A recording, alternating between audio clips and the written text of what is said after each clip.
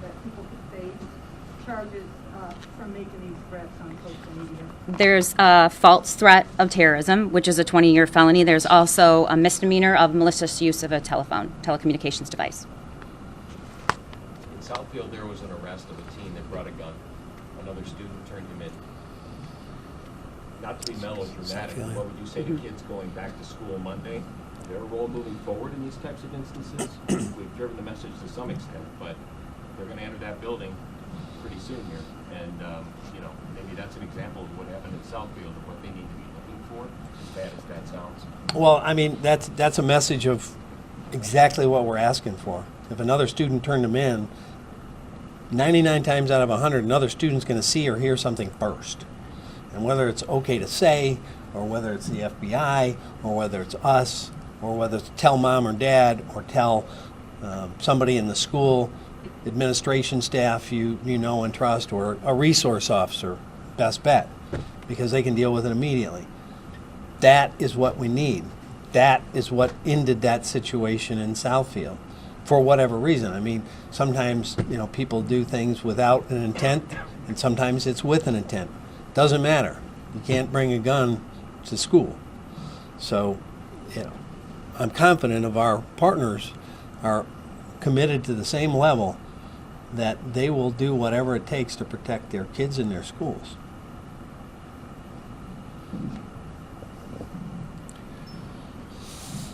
Okay, I've kind of been the bad cop for a bit. Now I want to be the good cop. There's a lot of people that are hurting out there. So if you are hurting, seek help. Seek counseling, seek services, your kids, whatever the case may be. I know our own staff is hurting. We've got a lot of people that are pretty numb. Our folks that were on that scene, and I was in that scene, and I know how horrific it was. It's even worse if you're in the middle of it as it's playing out. If you're a child and that was your school, or you're relating to that situation, there's a lot of ways that it can affect you. It is not weakness to ask for or seek help. It's strength. And that includes our profession. We are in a spike of law enforcement killed in the line of duty. And you know what eclipsed it for the last 2 years? Police suicides. We need people to be more open and willing to go ask for help, and we have to have more resources. And in my role as head of government affairs for Major County Sheriff's of America, we've asked for more mental health programs, services, and funding at the federal and state level for communities, for schools, and first responders. If you are hurting, people want to help you. Please reach out. Can I speak to that for a second, Sheriff? Dave Coulter, the county executive. I just want to speak to that and elaborate for a minute. I'm not in law enforcement. I run the health department, however, and we're very concerned about the mental health of our teachers, our students, our parents, and our communities. I want to reinforce what the sheriff said. There is no stigma involved. Mental health issues can affect anyone, including the brave men and women in law enforcement. There's a number of resources on our website, oakgov.com, that I encourage people to call out. If you see someone who's not acting right, please talk to them, encourage them to do the same thing, to reach out. We're also going to be rolling out additional resources in the near future, and I've been in contact with the governor and the state officials who have assured me that they're going to be providing additional resources for this as well. And then I just want to make one other very quick point, because this is a press conference essentially about our kids being in school. Our kids weren't in school, many of them, last year for an extended period of time because of a different threat, COVID, a health threat. What we learned from that is there is a learning loss. Kids need to be in school when they can and when we can keep them safe. We would not be encouraging our schools to put kids back in the classroom if we didn't think it was safe and that these fine men and women couldn't protect them. We think they can. And we think that the learning loss and the social and educational loss from not being in the classroom is too great. And so what we saw today was unfortunate because so many of the threats were not substantiated. So I just want to encourage everyone, when you post something that's not validated fabricated or you don't know is true, or you post something that you intentionally, we will prosecute you. But more than important, that you're interfering with the basic education of our children, and we just can't have that. So I encourage you to please think twice before doing that, and stop people from doing that where you can. So thank you. County Executive, I want to pose to you the same question I've been posing. There is information that the school knew something was wrong here. We don't know what that is because no one has said publicly. You're telling people to come forward if you see something, say something. Here the school had the opportunity to do that, Yeah. and it appears they didn't do that. So, I'm not law enforcement. I haven't seen that evidence. You do, but what I would say is this: if you're at school and you talk to an educator and you don't feel that they're taking your concerns seriously enough, elevate it to these guys. Take it above them. I mean, that's all I can do. I'm not aware of the evidence that you're talking about. Thanks. And I said, where we stand today, would I wanted us to be involved and told? Absolutely. You understand the piece is missing, and so that is why. And a lot of parents certainly, and I think I get it. I get it. And I'm sure we're going to get answers. I'm not saying that, but I think Do- something's missing. clearly, I wish we would have had more information than we have based on the totality that we now know? Yes. I can't say it more clearly than that. And the school's not here to answer the questions that need to be answered, and they're not still answering any of the questions that need to be answered. I can't speak for other people or other organizations. I can only tell you we want people to tell us more, not less. Didn't see that, and that seems like that didn't happen. Other questions? Sorry, I apologize if you covered this. I want to know, what is it that you all can do in light of the threat to have parents, teachers, and kids feel safe? Are there any plans? Well, as I said, all of us are already ramping up our investigations. We're ramping and re-ramping our contacts with our local schools and communities. You can talk to every one of these law enforcement leaders, and I'm sure they'll tell you they've been talking to their superintendents or their principals or whoever the case may be. And they're also putting action plans into place of what they need to do in terms of resources, preventive resources and responsive resources.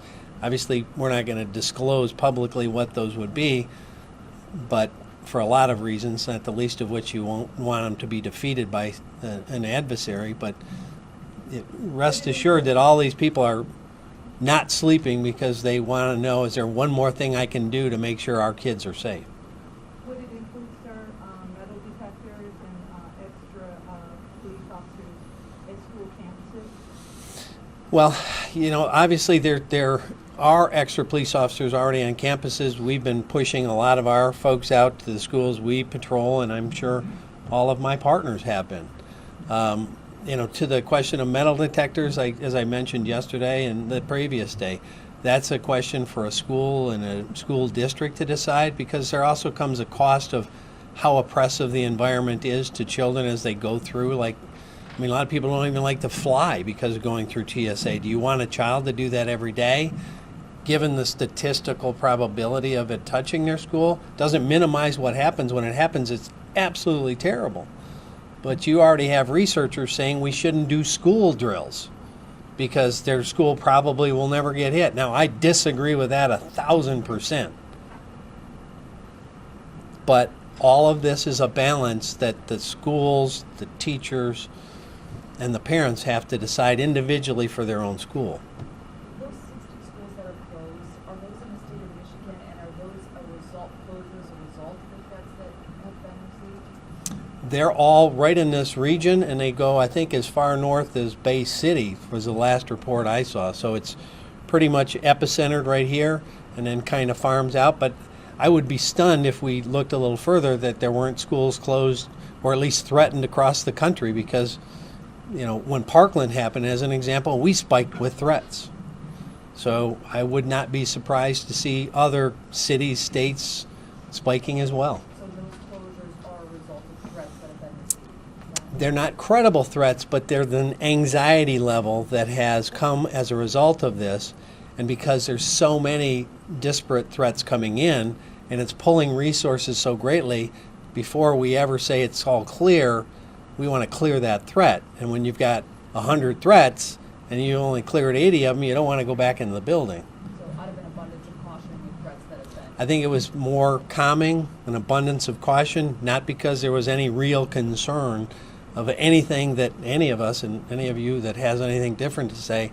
We don't have any credible threat in any of the facilities we patrol, and I don't think any of my partners do either. Can you estimate how many threats you have had? Hundreds.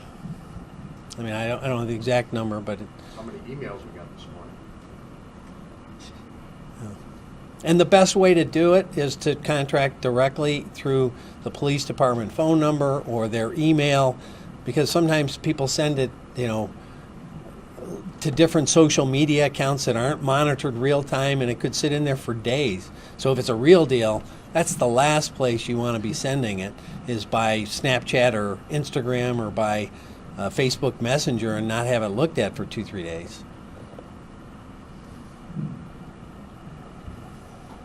Is this the update? I'm going to mail out the update, but if you want to announce the partners. Oh, well, you do that. Okay, so I got stuck with this. Just so everybody knows who's here You put the list from together. the local law enforcement. We got Corey Haynes from Madison Heights, Noel Klassen from Bloomfield Hills, Matt Kane's already been introduced, Mike Shaw from the State Police, John Ellsworth from Wolverine Lake, Scott Sarvella from Clawson, Phil Langmeyer from Bloomfield Township, his old department, Ron Moore from Wixom PD, who is also the president of the Chiefs Association, Chris, Southline, I'm sorry, Chris, Chief, what's your? Sovic, I apologize. He's also, aren't you the treasurer of the Chiefs Association? Yes, Jerry. He guards the money. He's getting old. Yeah, getting old. Jeff Baker from Auburn Hills, Paul Chicanis from Walled Lake, John Fitzgerald from Keego Harbor, David Malloy, my buddy over there in Novi, Harold Rossman from Lake Orion, and we got Mike Moore representing Royal Oak PD. If I missed anybody, I apologize. It's because you didn't sign in. So that gives you some flavor of how many chiefs and agencies are here, but every chief and agency that's not here is 100% with us. Yeah, several called and said they couldn't be here because of ongoing things. Sheriff, not to throw you a curveball, but is there any updates of relevance that you might have on the victims who are still hospitalized? Yeah, I'll put that out. I've got it. I just got to dig that out of the. yeah, I did get an update about an hour or two ago, and most of the updates were good stuff. But we'll actually put out a release so you all get it in your box. Thank you. Thank you, Sheriff. Thank you.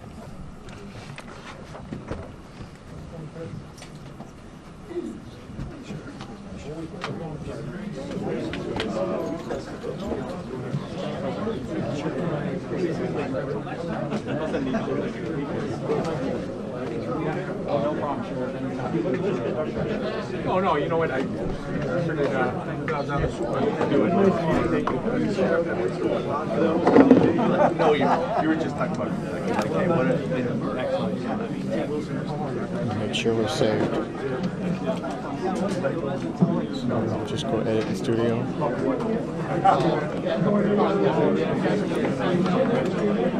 Close. And just go to yeah. And then I believe it is live. Hit live. That'll be it. So we should be good. You probably don't need to rename it. Link is good, so just shut OBS down.